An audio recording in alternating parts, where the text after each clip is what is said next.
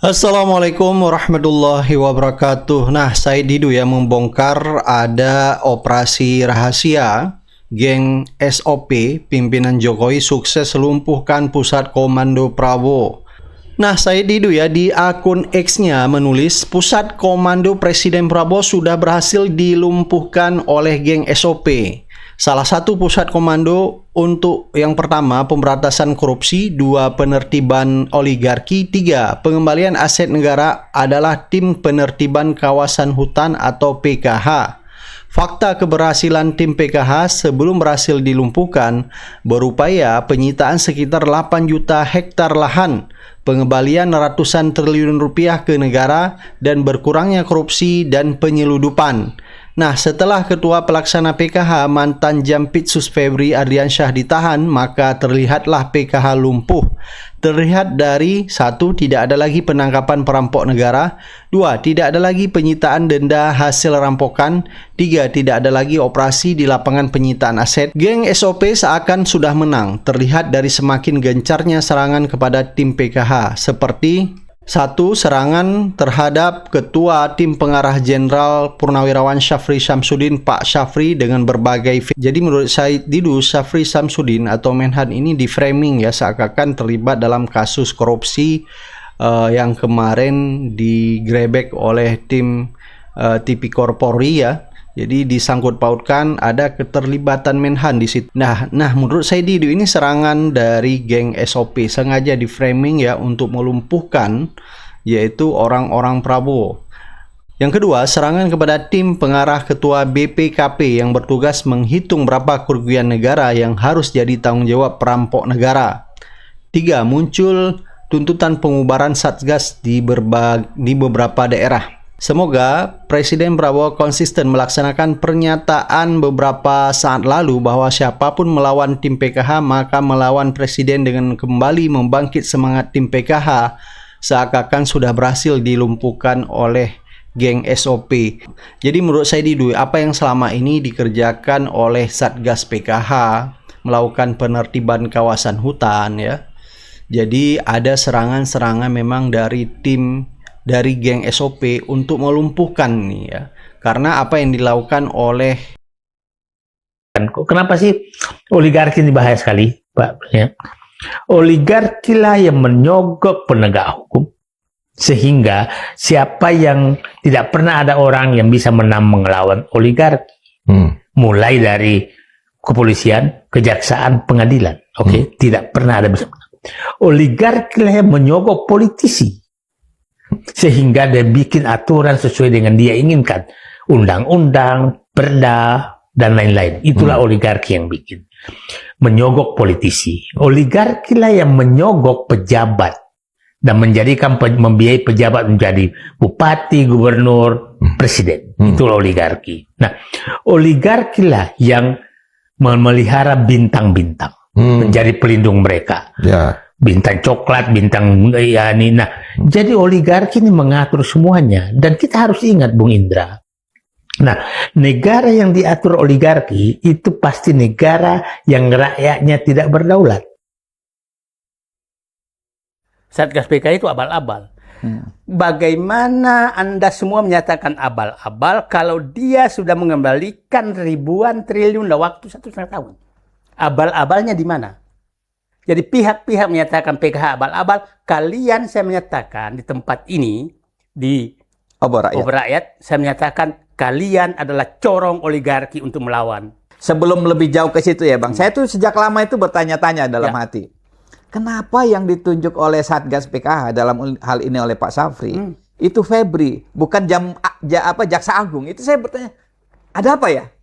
Nah enggak, itu memang strukturnya dari Kepresnya. Nah, jadi kita lihat bahwa memang ada keinginan Pak Prabowo tidak melibatkan orang yang dia percaya dengan bikin tim PKH bukan lembaga pemerintah, tapi lembaga negara. Oh, ini lembaga negara. Ya, kalau lembaga pemerintah, maka ketuanya Menteri Kehutanan dong. Ada lagi satu, ada namanya Badan Industri Mineral, BIM, yang mau mengatur hilirisasi, mengatur tambang-tambang strategis. Ketuanya juga Syafri Samsudin. Nah, ini kecerdikan Pak Prabowo Karena kalau ini tidak dibentuk BIM, maka ketuanya Bahlil. Bahlil. Oke. Nah, Ya. ini supaya publik Tapi paham. maksud saya gini, Bang, mohon maaf ya, kalau saya jadi presiden, kan itu opsi, apakah mau membentuk lembaga negara, apakah mau membentuk lembaga pemerintah. Kalau membentuk lembaga pemerintah, nanti di soal kehutanan ketuanya Raja Juli. Ya. Orangnya Jokowi, kan gitu kan? Iya. Kalau BIM ini mau bentuk lembaga pemerintah, ketuanya Bahlil. Orangnya Jokowi Ya. juga. Bisa nggak saya menafsirkan? Bisa. Nah, itulah yang saya katakan karena ada dua kepribadian di Prabowo, otak Rambo, hati Rinto. Otak rambu hati Rinto. Dia nggak enak. Nah, jadi sebenarnya kalau memang konsisten, maka menterinya ganti dong. Iya kan? Nah, iya. jangan bermain seperti ini sekarang. Nah, kasihan Pak, bukan kasihan.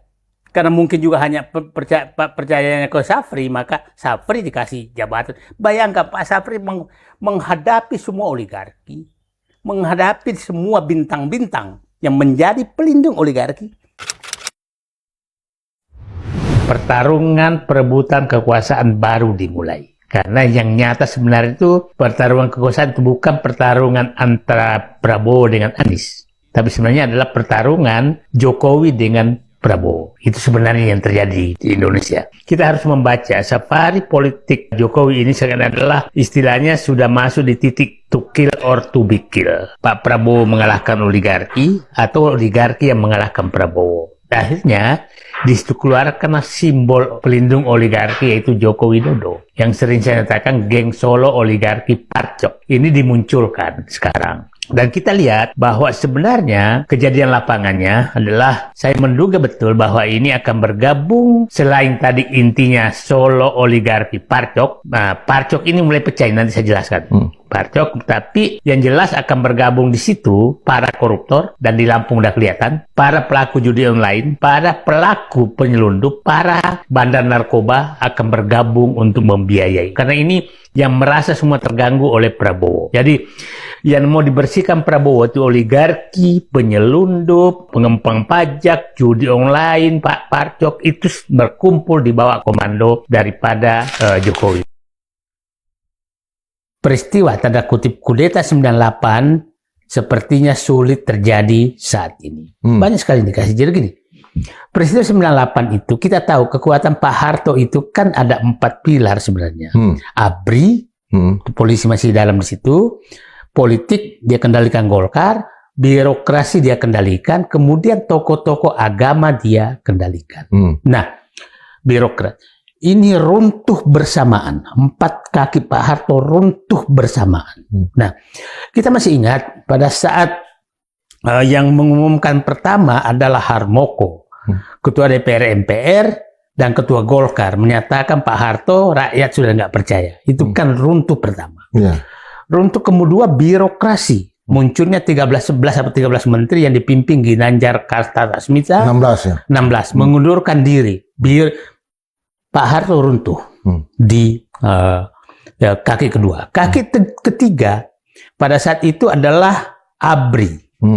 ABRI termasuk polisi. Ingat 98 itu kejadian adalah polisi menarik semua masuk markas. Akhirnya terjadi kekosongan Jakarta. Masih ingat Kapoldanya Hamaminata. Kosong. Terjadilah Trisakti. Karena nggak ada polisi. Nah, Komandan Garnison saat itu Safri Samsudin. Safri Samsudin langsung menggerakkan 6 jam kemudian baru masuk marinir. Mengambil alih pengamanan. Ya kan Pak? Setelah terjadi kebakaran macam-macam. Nah, Pak Harto masih ingin menyelamatkan tinggal kakinya tokoh-tokoh agama dan tokoh reformasi, tokoh termasuk yang dipimpin Nurholis Majid datang ke istana. Dan Pak Harto mau membuat namanya tim reformasi kan. Tokoh-tokoh menolak. Jadi 4 kaki Pak Harto runtuh bersama. Nah, saat itu Pak Harto memilih menyelamatkan rakyatnya dan negara dan memilih mundur. Pada saat itu kalau Pak Harto masih mau bertahan, masih bisa. Politik masih dipegang, gampang lah. Dia memilih mundur.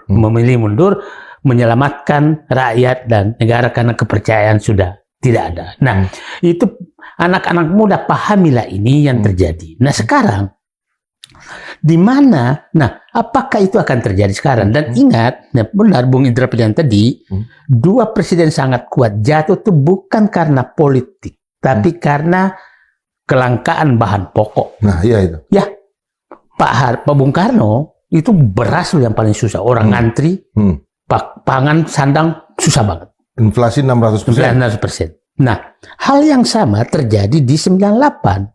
Asal anak-anak muda tahu nggak? 98 itu inflasi 80%. 80%. Bunga bank 45% naiknya. Kelangkaan beras di mana-mana. Nah, problem saat itu karena bahan pokok ini dikuasai oleh oligarki. Oh. Oligarki yang menguasai. Termasuk pasar Cipinang. Oligarki yang kalau kita tahu, Anda pasar Cipinang itu bikin langkah sehari aja udah goyang politik. Betul, betul. Jadi politik Indonesia itu pasar Cipinang, bukan kantornya PDIP, bukan kantornya Golkar, bukan kantornya apa. Pasar Cipinang. Nah, Pak Prabowo sekarang berhasil menjaga pangan. Pasar Cipinang dia kendalikan, pasar-pasar berat dia kendalikan, gula dia kendalikan, semua dikendalikan dan dikendalikan pemerintah, bukan oligarki. Nah, oligarki agak susah bermain. Nah, di 98 di oligarki juga oligarki saat itu nggak punya kekuatan sama sekali karena diambil alih oleh IMF. Iya, iya. Dihukum semua mereka. Nah, akhirnya dia nggak punya kekuatan apa-apa untuk mempengaruhi. Akhirnya betul-betul IMF yang menentukan. Sekarang oligarki juga posisinya sama seperti itu. Karena begini, oligarki sekarang sama sekali tidak bisa bergerak karena Presiden Prabowo udah tahu mereka kemana uangnya dari mana. Itu sangat dikendalikan. Jadi untuk mengambil peran itu, saya sangat menyatakan kondisinya tidak sama 98.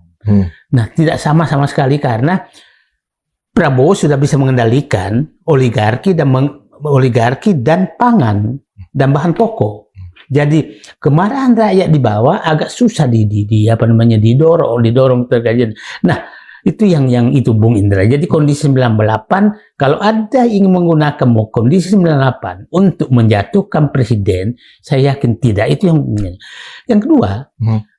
Saat 98 musuhnya tanda kutip adalah menjatuhkan Pak Harto. Semua berhentikan Pak Harto. Semua.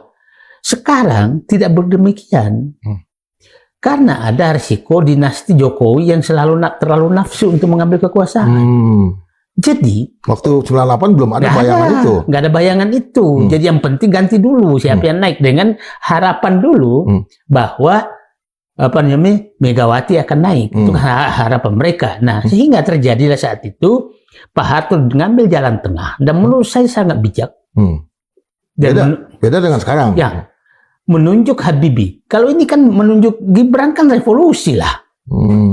Menunjuk Habibie saat itu dan Pak Harto langsung meng-cut off dirinya dengan Habibie. Meng-cut off dirinya dengan Habibie sampai meninggal pun nggak mau ketemu. Ya kan? Itulah pemimpin. Nah, ingatkan nasihatnya dia, Pak Habibie, kita nggak demi kamu sukses, maka kita nggak usah ketemu, kita ketemu saling mendoakan saja pada saat sholat. Itulah pemimpin karena dia tahu hanya Habibie yang bisa menyelesaikan. Tapi apa yang terjadi? Habibie kan dijatuhkan dengan secara sangat halus. Nah, sekarang berbeda karena justru sangat bisa diduga bahwa nomor 2 ini sangat bernafsu untuk mengambil nomor 1.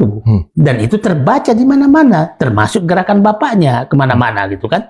Dan kita paham bahwa ini pasti geng Solo yang sedang menggunakan oligarki Parcok ini agenda dia. Akhirnya, artinya beda sekali karena orang yang tidak suka Prabowo itu bukan ingin menjatuhkan Prabowo, tapi ingin Prabowo terbebas dari geng Solo oligarki Parcok. Itu bedanya, ya kan? Itu bedanya. Nah, orang yang ini jangan sampai oligarki menunggangi. Ini teman-teman saya juga sama sangat. Nah, jadi Pak Prabowo juga harus menyadari bahwa tidak ada niat untuk menjatuhkan dia. Niatnya adalah menjadikan dia presiden mandiri terlepas dari geng Solo, oligarki, Parcok. Jadi, nah, apakah posisi ini bisa terjadi 98? Enggak. Karena, nah, musuhnya adalah orang yang ingin menjatuhkan dan ingin mengganti. Nah, itu enggak. Kondisi itu tidak terjadi. Indonesia tuh, Bung Faisal, kita gagal terus sebenarnya menyelesaikan persoalan karena kita selalu memberikan pemakluman. Kita tidak pernah membongkar sampai akar-akarnya. Pak Sugur Sama menyatakan Presiden Prabowo itu harusnya mencontoh kapten kapal pinisi. Kapten kapal pinisi pada saat masuk badai, dia tidak turunkan layar. Dia terobos badai itu, lewat badai baru dia layar. Adakah tiang-tiang layar yang patah? Bukan takut patah. Nah, kita selalu menyatakan tenang. Akhirnya kita maklumi terus. Ya, jadi kalau ada terobos itu, jadi Pak Prabowo harus ya udahlah buka semua, itulah supaya negeri ini. Nah, itu yang kita harapkan. Jadi saya menyatakan itu buka aja semua. Itu saya selalu menghindari, kan begini. Saya seakan-akan dicap pembela Febri, bukan. Aku tidak mau kasus Febri dikaitkan dengan posko Prabowo untuk menciptakan yang dicita-citakan untuk melaksanakan pasal 33 Undang-Undang Dasar 45 tim PKH. Itu yang saya lindungi. Coba setelah Febri ditangkap, nggak ada lagi kan kegiatan PKH, ya kan Pak? Tidak bertambah lagi 8 juta hektar yang diambil, 6 juta hektar sudah diserahkan, tidak bertambah lagi. Itulah mereka menurut saya berhasil. Sudah berhasil. Jadi tujuannya untuk melumpuhkan pergerakan penegakan hukum. Melumpuhkan penegakan hukum di bidang 3 hal tadi. Nah, ini saya sangat was-was sampai saya menyatakan, kenapa tim PKH, kan Febri itu bukan pribadi loh sebagai ketua pelaksana, itu jabatan. Siapapun Japsitut, ketua pelaksana PKH. Bukan Febri. Jadi orang menyatakan Febri orang Sapri, bukan. Jampitsus adalah orangnya ketua tim PKH, bukan Febri, gitu loh. Nah, digiring seakan-akan Febri, bukan. Siapapun Jampitsusnya, itulah ketua pelaksana. Nah, ini kan begini, Pak. Ini kan menurut saya rancangan sangat bagus yang dilakukan Presiden Prabowo. Ini kan tim PKH itu kan adalah lembaga sebagai lembaga pertahanan negara, bukan sebagai presiden. Nah, ketuanya presiden, ketua harinya Menhan. Nah, karena kalau dia pakai lembaga negara, lembaga pemerintah, maka ketuanya Raja Juli dong. Ya kan? Nah, jadi menurut saya hanya mengatakan kalau mereka berhasil menggunakan kasus Febri untuk mematikan PKH, maka memang Prabowo sudah kena poskonya, pusat komando. PKH itu pusat komando dia untuk melaksanakan itu. Nah, itu yang diserang sekarang.